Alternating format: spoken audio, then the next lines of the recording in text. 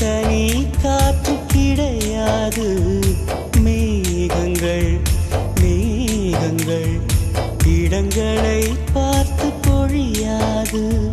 கோடையில் இன்று இலையுதிரும் வசந்தங்கள் நாளை திரும்பி வரும்.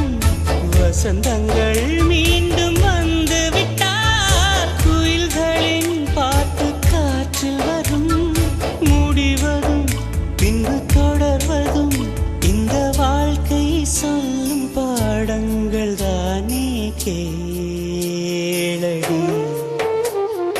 கடவுள் தந்த அழகிய வாழ்வு உலகம் முழுதும் அவனது வீடு.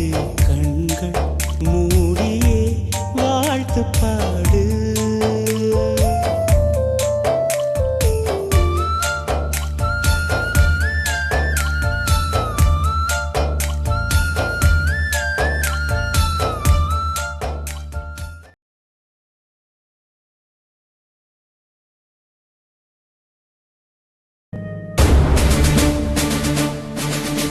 மே 1 உழைப்பாளர்கள் தினம். ஆகஸ்ட் 15 சுதந்திர தினம். September 5 doctor S. ராதாகிருஷ்ணன் பிறந்தது. சுதந்திர இந்தியாவின் இருமுறை இந்திய குடியரசின் துணைத் தலைவராகவும் 1962ஆம் ஆண்டு இந்திய குடியரசுத் தலைவராகவும் தாம் தேர்ந்தெடுக்கப்பட்டாலும் தம் பிறந்த நாளை ஆசிரியர் தினமாக கொண்டாட விரும்பியவர் இவர். ஏனெனில் இவர் ஒரு ஆசிரியர். இவர் குடியரசுத் தலைவராக பணியாற்றிய போது நம் நாட்டின் முப்படைகளான இராணுவப்படை, கப்பல் படை, விமானப்படை ஆகியவற்றை வலுப்படுத்தி உலக நாடுகளின் மத்தியில் நம்மை பெருமைப்படுத்தியவர். முதலில் ஆசியா கண்டத்தில் இருந்து பிரிட்டிஷ் அகாடமியில் சொற்பொழிவாற்ற அழைக்கப்பட்டவர் இவரே. இவ்வாய்ப்பு இவரின் ஆங்கில புலமைக்கு ஓர் எடுத்துக்காட்டாக விளங்கியது. உலக பல்கலைக்கழகங்கள் இவருக்கு 17 முறை டாக்டர் பட்டம் வழங்கி சிறப்பித்தது. மத்திய அரசு பாரத ரத்னா விருது வழங்கியும், மாநில அரசு சென்னை கடற்கரையில் இருந்து அண்ணா மேம்பாலம் வரை உள்ள சாலைக்கு இவர் பெயரை சூட்டியும் கௌரவித்தது. இத்தனை பட்டங்களையும் பதவிகளையும் பெற்றிருந்தாலும் தம்மை ஓர் ஆசிரியர் என்று பிறர் அழைப்பதையே பெருமையாக கருதினார்.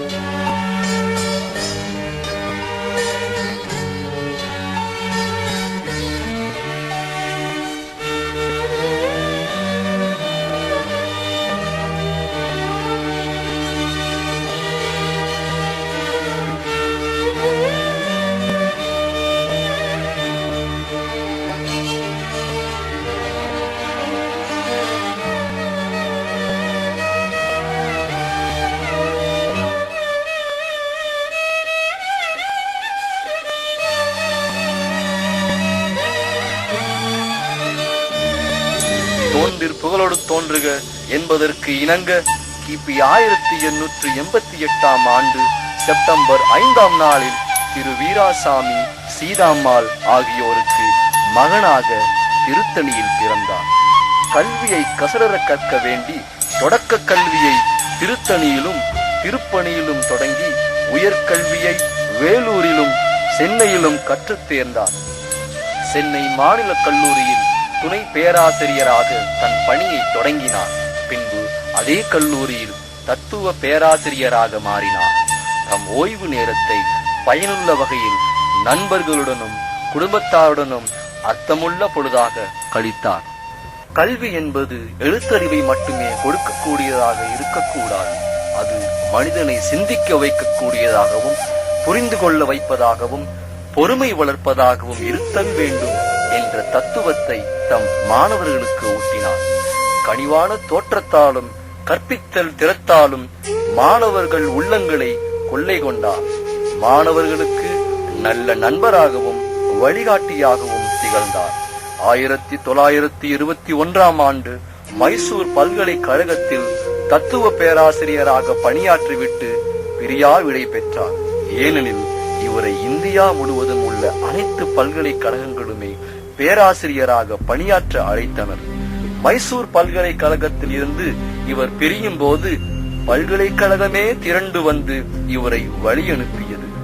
அச்சமயம் இவர் செல்ல வேண்டியிருந்த குதிரை வண்டியில் உள்ள குதிரையை மாணவர்கள் அகற்றிவிட்டு அவர் இருந்த வண்டியை மாணவர்களே தம் தோளில் இழுத்துச் சென்ற காட்சி மக்களை மனம் நெகிழ வைத்தது. அண்ணல் காந்தியடிகள், நேரு, இந்திரா காந்தி, ராஜேந்திர பிரசாத் போன்ற தலைவர்களுடன் இணைந்து நாட்டு விடுதலைக்காகவும் நாட்டு பாதுகாப்பிற்காகவும் பாடுபட்டார். இந்தியாவை தன்னலமற்ற படித்த நல்ல மனிதர்களை ஆட்சி செய்ய வேண்டும் என்று ஆசைப்பட்டவர். உலகம் போற்றும் தத்துவ மேதையான இவர் 1975 ஆண்டு ஏப்ரல் திங்கள் 17ஆம் நாள் இயற்கை எய்தினார்.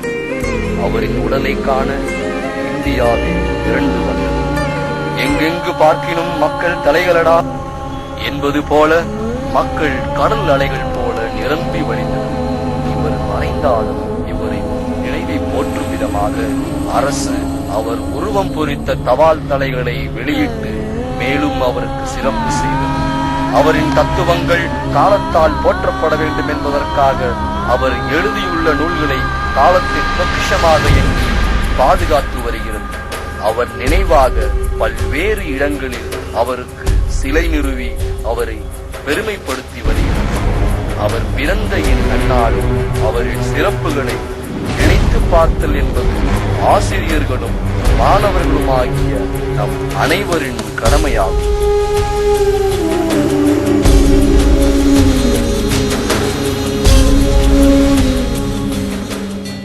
தமிழா தமிழா நாளை நம் நாளே, தமிழா தமிழா நாடும் நம் நாடே,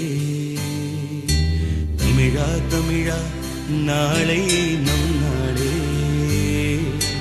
தமிழா தமிழா நாடும் நம் நாடே. என் வீடு தாய் தமிழ்நாடு என்றே சொல்லடா, என் நாமம் இந்தியன் என்றே என்றும் நில்லடா. தமிழா தமிழா நாளை நம் நாடே, தமிழா தமிழா